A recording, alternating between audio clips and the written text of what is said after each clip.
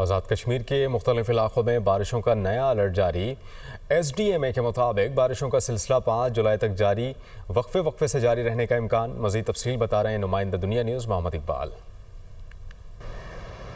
آزاد جموں کشمیر میں بارشوں کا نیا الرٹ جو ہے جاری کر دیا گیا ہے۔ اسٹیٹ ڈیزاسٹر مینجمنٹ اتھارٹی کے مطابق بارشوں کا یہ سلسلہ جو ہے 5 جولائی تک وقفے سے جاری رہنے کا امکان ہے، اور اس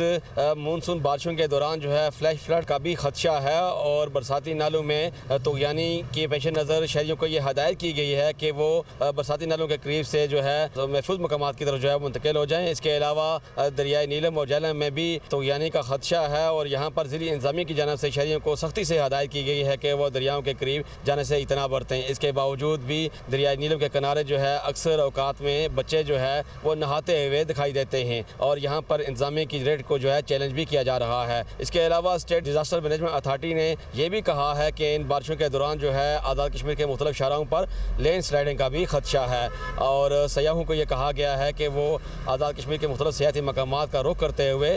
جو ہے پہلے موسم کی صورتحال جان لیں، تاکہ کسی بھی نقصان سے جو ہے وہ بچا جا سکے۔